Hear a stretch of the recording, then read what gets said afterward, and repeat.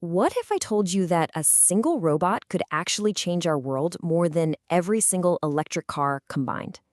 Now, I know, it sounds like something straight out of a movie, but it's very real economic argument being made. So, how on earth could one machine be that important? Well, let's break it down. So, here's the big question, right? Is one robot really more important than millions of cars? I mean, it sounds kind of crazy.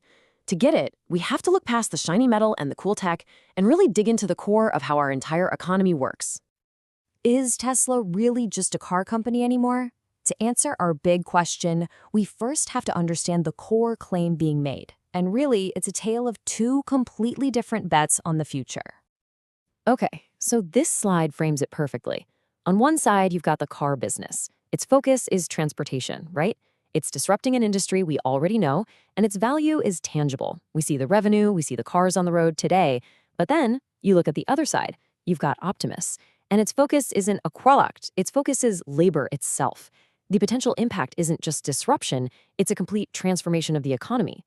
So yeah, its value is theoretical right now, but the ceiling on that value is, well, it's almost unimaginably high. This brings us to the real heart of the economic principle at play here. See, a robot like Optimus isn't just about making things faster. It's about potentially breaking what you could call the scarcity engine, one of the oldest limits on all of human progress.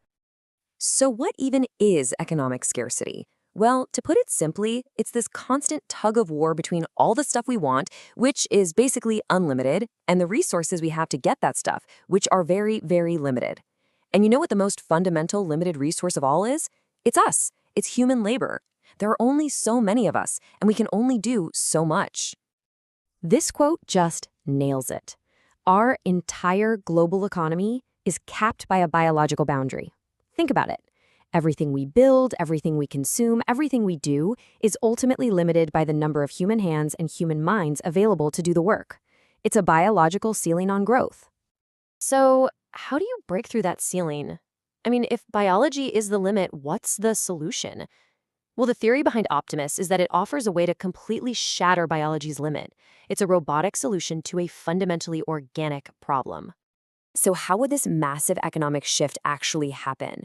Well, the argument follows this pretty clear chain of events. Step 1, you deploy these humanoid robots, and not just a few, we're talking masses of them. Step 2, they start automating a huge chunk of all physical labor. Step 3, and this is the absolute game changer, the supply of labor is no longer capped by the human population. It becomes uncapped. And the final step, the cost of that labor, and therefore the cost of everything it produces, just plummets. Just stop and try to imagine that for a second.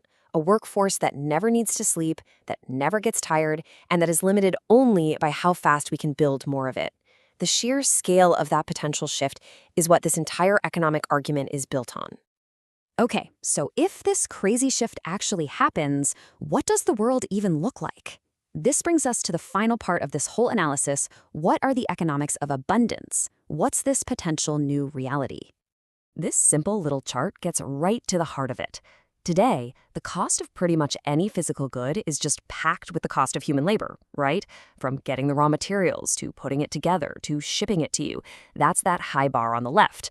But if the cost of that labor drops to nearly zero, well, then the cost of the goods themselves could absolutely plummet. And that's the tiny bar on the right.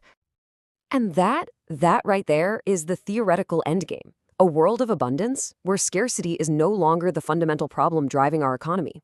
A world where the main constraint on making things isn't the number of people available to work, but just raw materials and energy.